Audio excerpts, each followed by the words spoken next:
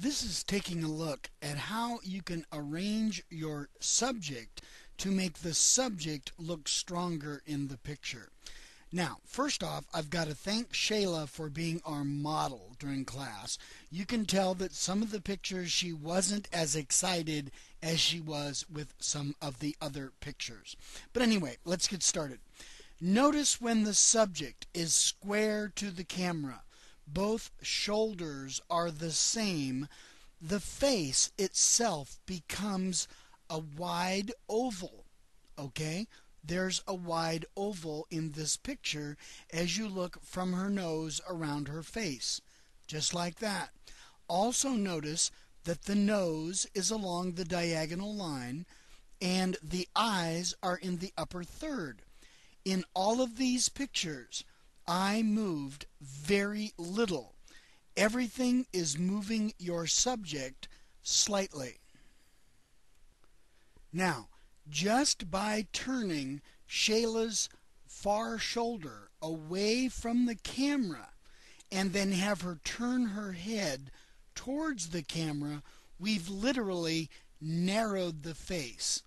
And one of the things I also want you to notice is that under the chin, there's a shadow there because we've placed her just slightly different from under the lights. In other words, it's not even lighting. So, by moving that back shoulder away from the camera and having her turn her head, we've literally narrowed the oval of her face. In this image, all we did was turn her shoulders the other way. But the difference is the lighting. Notice that the light in the previous picture was casting the shadow towards the lens, and in this image, the shadow is being cast away from the lens. It's a stronger image to have the shadow coming towards the lens. In any image where you want that portrait to work, if they're looking away from the lens, you want to make sure that there is space between the eyes and the edge of the frame. Notice on the right side of the frame, there's a little bit of space there so she can be looking into something before she gets the frame.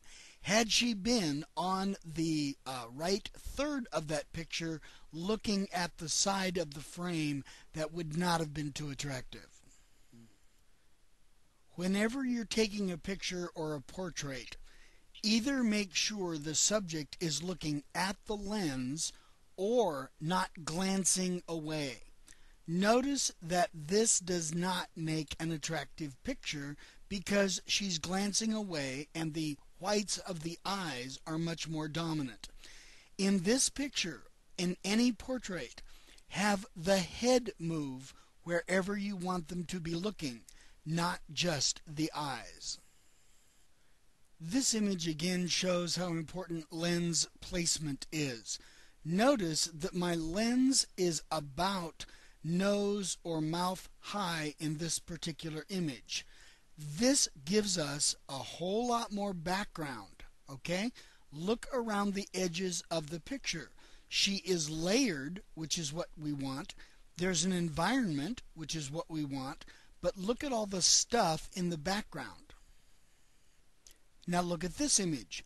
By me raising the lens just a little bit, about eye height, notice how much of the background I get rid of, that whiteness in the background.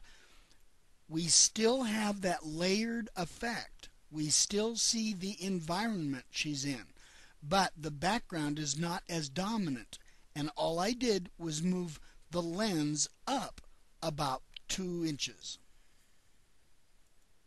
In this image, Shayla was leaning back. Her head was on the same plane as her chest and her arm.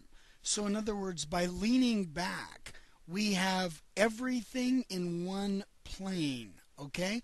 And that doesn't make the subject's face dominate, and especially it doesn't make the eyes dominate. Now, by a simple movement of my subject, I had her lean forward. Now the eyes are in tack sharp focus. It's the same pose, but her face, her eyes along the upper third, the nose along the diagonal, the eyes, the face are the dominant part of our subject now, simply by having her lean forward. In all of these cases, it takes very little effort to make just a slight movement of the subject to literally thin a face, make the face dominate, and always make sure those eyes are in tack sharp focus.